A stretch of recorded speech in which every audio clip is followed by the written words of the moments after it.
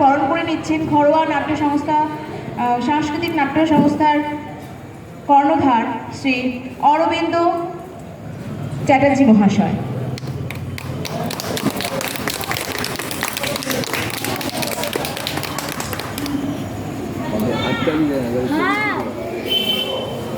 আমি শ্রী চ্যাটার্জির হাতে মাইক তুলে দিচ্ছি। হ্যালো স্ট্যান্ড বাই নেই, না না ঠিক আছে, না না ঠিক আছে, এই আলোটা বলে চলে আমাকে দেখতে পারে। হ্যালো, আমার নামটা তো শুনেছেন, বেচারাম চ্যাটার্জি। মরার আগে অন্তত 20-25টা রাস্তা ছোট লিগলি আমার নামে হয়েছে। আমি সেই কথাই আপনাদের বলি, কাকতালীয়ভাবে আজকে একটা নাটকও হচ্ছে আমার নামেই, বেচারাম কেনারাম। অদ্ভুত ঘটনা, ভাবা যায় না। আমি নাটক নিয়ে সারা জীবনই আছি। আমি সর্বপ্রথম সম্মান জানাই দর্শকদের। আগামী বছর শুভ হোক, শুভেচ্ছা জানাই সবাইকে, ভালো থাকুন। আমি আন্তরিক অভিনন্দন জানাই কর্তৃপক্ষকে, যারা আমাকে বেছে নিয়েছেন আজকে বলার জন্য। আমি জানি না কতটা মর্যাদা আমি রাখতে পারবো। আর অজস্র অজস্র ধন্যবাদ জানাই অরবিন্দ চ্যাটার্জিকে, বাপিকে। সারা জীবন নাট্য জবের থেকে তাকে দেখছি অনুগত প্রাণ। স্বর্গীয় পিতা দুলাল চ্যাটার্জির নাট্য চিন্তাধারাকে অরবিন্দ এগিয়ে নিয়ে চলেছে। সাবাস জানাই অরবিন্দকে, যে সে ভালো থাকুক, সুস্থ থাকুক, আরও নাটক হোক। আমি আমার সময়কার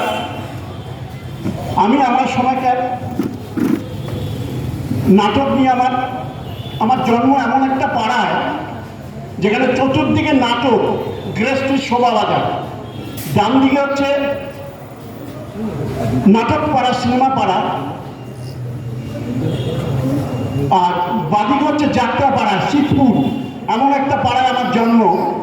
অলিতে গলিতে আমার যে পাড়াটা, তারক চ্যাটার্জি লেন, বিখ্যাত বিখ্যাত সব লোকের জন্ম, এবং সেই জন্য আমাদের নাটক জীবনটা অন্যভাবে কেটেছে। স্কুলের নাটক, কলেজে নাটক, পাড়ায় নাটক, কনস্ট্যান্ট নাটক করতে হয়েছে।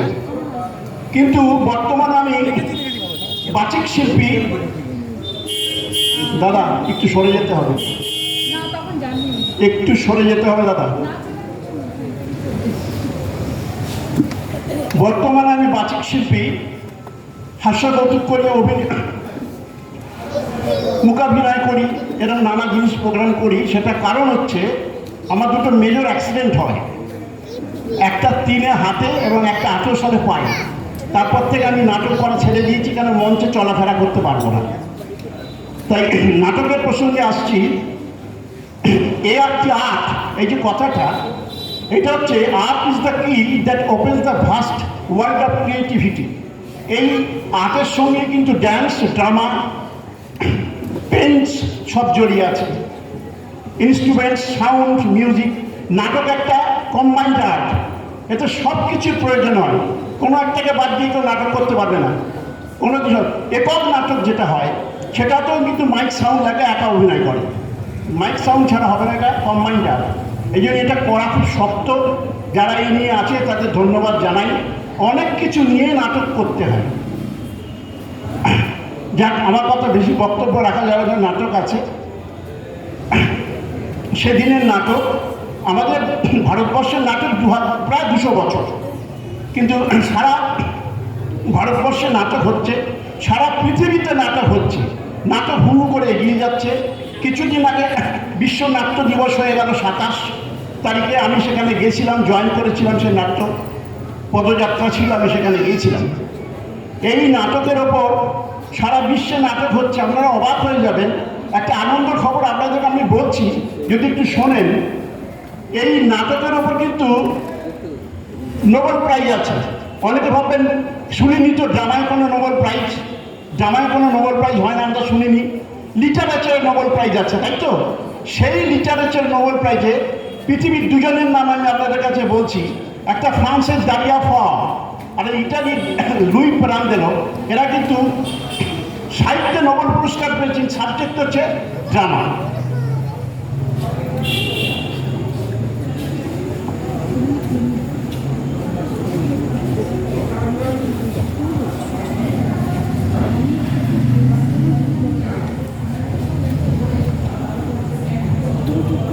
হ্যালো, লুই পেরান্দেলোকে যখন নোবেল কমিটি পুরস্কারটা দেয়, তার ল্যাঙ্গুয়েজটা কি আমার কাছে রয়েছে। Luigi Pirandello wins the Nobel Prize in 1934 for his bold and ingenious revival of dramatic and scenic art. ওই জন্য ড্রামা, এই জন্য বলে ড্রামায় তো নোবেল পুরস্কার হয় না সাহিত্যে, কিন্তু সাবজেক্টটা ছিল না। ইটালির লোক লুই পিরান্দেলো। এই পিরান্দেলোর নাটক নান্দিকার গোষ্ঠী দীর্ঘদিন করছে, ব্রেক্টের নাটক করছে, বিদেশের বহু নাটক অনুবাদ হচ্ছে, কেন হচ্ছে তারা করছে। পুরনো যে নাটক শুরু হয়েছিল রবীন্দ্রনাথ, গিরিশ ঘোষ, শিশির ভাদুরী, এদের এখনও রবীন্দ্র ভারতী বিশ্ববিদ্যালয় এবং আমাদের বিশ্বভারতী নাটকে কিন্তু ডিপ্লোমা আছে। মিউজিকে যেমন ডিপ্লোমা আছে, নাটকেও চায় নাটক করতে, সে নাটক নিয়ে পড়াশোনা করে ডিপ্লোমা নিতে পারে, এটা কোনো ব্যাপার না। তো নাটক সেইভাবে এগিয়ে এসেছে। পরে এই নাটক চলে এসেছে, আপনারা অবাক হয়ে যাবেন, স্বয়ং বিদ্যাসাগর মশাই এবং রামকৃষ্ণ, শ্রী শ্রী রামকৃষ্ণ নাটক দেখতে এসেছিলেন স্টারে। একজনের নাটক দেখে রামকৃষ্ণ মুগ্ধ হয়ে গেছিলেন। কেউ বলতে পারবেন তার নাম? কেউ বলতে পারবেন? কারো জানা আছে? হ্যালো, থ্যাংক ইউ, নটি বিনোদিনী তাকে জড়িয়ে ধরেছিল রামকৃষ্ণ, বলে এরকম অভিনয় করা যায়। আর বিদ্যাসাগর মশাই এসেছিলেন স্টারে একটা নাটক দেখতে, সেইখানে গিরিশ ঘোষের এমন একটা সাহেবের ক্যারেক্টার ছিল, দেখে মাথা খারাপ হয়ে যায়।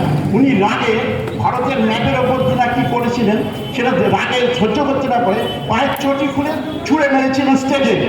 ওই চটি স্টারের কাঠের বাক্সে এখনো রাখা আছে, বিদ্যাসাগরের চটি। জানি না স্টারের অমন পরিবর্তন হয়েছে। এবং সবচেয়ে আনন্দের কথা, স্টারের যে নাম স্টার, এখন কিন্তু স্টার নেই। এই সরকার কিন্তু সেই স্টার বদলে দিয়ে নটি বিনোদিনী নাম দিয়েছে। এটা বিরাট কাজ হয়েছে, এটা বিরাট কাজ, এটা বহু আগে করা উচিত ছিল। এটা কিন্তু কেউ ভাবেনি। ব্রিটিশ আমলে যে নাটক হয়েছে, ব্রিটিশ সরকার খুব ভালো চোখে নেয়নি। প্রচুর নাটকের ওপর ওরা ব্যান করে দিয়েছিল। ড্রামাটিক পারফরমেন্স অ্যাক্ট দিয়ে তারা বহু নাটককে আটকে দিয়েছে। এর মধ্যে একটা নাটক তৎকালীন আলোড়ন সৃষ্টি করেছিল, যে নাটক থেকে সাহেবরা চমকে গিয়েছিল। নাটকটা হচ্ছে নীলদর্পণ, দীনবন্ধু মিত্র। এই নীলদর্পণ, আপনাদের একটা কথা যদি বলি আপনারা অবাক হয়ে যাবেন। এই নীলদর্পণ নাটক বিপ্লবীরা দেখেছিল, দেখে বলেছিল এই নাটক সাহেবদের সব কিছু খারাপ ছিল না, সাহেবদের বহু ভালো জিনিস ছিল, বহু সব কিছু খারাপ ছিল, ভালো করা মর্যাদা দিয়েছে। একটা ঘটনা দেখুন, এই নীলদর্পণ নাটক নিয়ে যখন হইচই হয়, সাহেবটাকে ব্যান করে দেয়, নাটকটা ব্যান হয়, বহু আর্টিস্ট করে জেলে পুড়ে দেয়। তখন ঠিক করে সবাই যে এই নাটক আমরা ইংরেজিতে অনুবাদ করে মহারানীর কাছে পাঠাবো, তার ফাংশন হবে। এবং এই নাটক এক রাত্রির মধ্যে, শুনুন ব্যাপারটা, এক রাত্রির নাটক অনুবাদ হয়, বাইন্ডিং প্রিন্টিং হয়, প্যাকিং হয়ে বিদেশে চলে যায়। সাহেবরাও ছিল আমাদের সঙ্গে, সেই সাহেবরাও আমাদের সঙ্গে ছিল। এবং নাটক যখন অনুবাদ হয়, অনুবাদের তলে লেখা হয় translated by sir James Long, যার নামে জেমস লং রাস্তা। কিন্তু আসলে কি নাটকটাকে অনুবাদ করেছিল জানেন?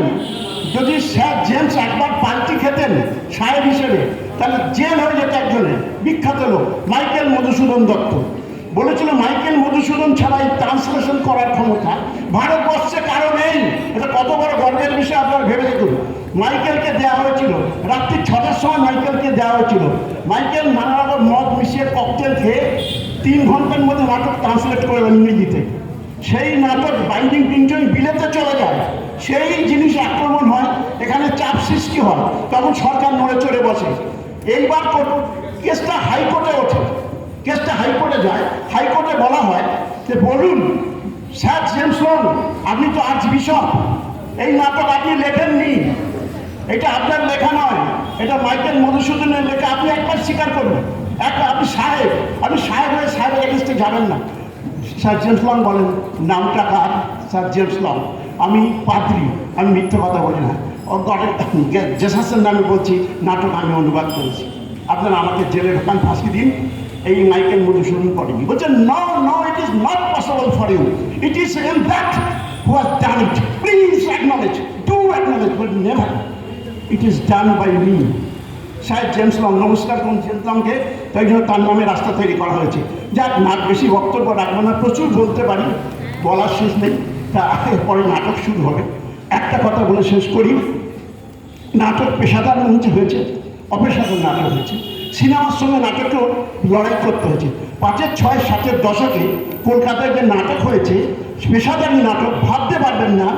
একটা নাটক হয়েছে 400 রজনী হয়েছে, নাম হচ্ছে শ্যামলী, উত্তম কুমার সাবিত্রী চ্যাটার্জি অভিনীত শ্যামলী। 400 নাইট অভিনয় হয়েছে, হাউসফুল বোর্ড। তেমন উত্তম কুমার সিনেমায় উত্তম কুমার হয়নি, উত্তম কুমার হচ্ছে, গোয়িং টু উত্তম কুমার, সাবিত্রী চ্যাটার্জিকে নিয়ে। এবং সবচেয়ে আনন্দের কথা, আমাদের যে মহানায়িকা কিন্তু নাটক দিয়ে পাড়া শুরু হয়। পাড়ার লোকেরা বলে একটা বৌদি দরকার। পাড়া সুন্দরী মেয়ে সঙ্গে বিয়ে করে এসছে পাবনা থেকে, বাংলাদেশ থেকে উড়ে এসেছে বালিগঞ্জ প্লেসে। হাজব্যান্ডটা বলে হ্যাঁ হ্যাঁ আমি খুব রাজি আছি, কিন্তু পারমিশনটা শ্বশুরমশাই ছাড়া হবে না। শ্বশুরমশাই যদি বলে তোমার ট্যালেন্ট থাকে তুমি করে নাও, তখন সে অভিনয় করে, পাড়ায় নাটক হয়, অসম্ভব ভালো নাটক হয়। সেইখানেই চোখে পড়ে, যারা ছিল ডিরেক্টর চোখে পড়ে, তারা ওনাকে সিনেমার জন্য ডেকে নিয়ে যায়। সেই থেকে নায়িকা হয়।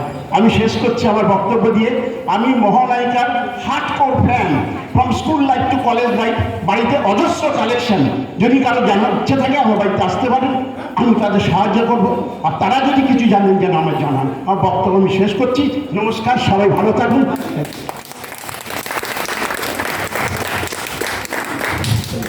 ধন্যবাদ সঞ্চালিকাকে অবশ্যই। অনেক অনেক ধন্যবাদ শ্রী বেচারাম চ্যাটার্জিকে, অনেক অনেক অনেক শুভেচ্ছা ঘরোয়া সাংস্কৃতিক নাট্যচর্চা সংস্থার তরফ থেকে। এবারে আপনাদের সামনে প্রদর্শিত হতে চলেছে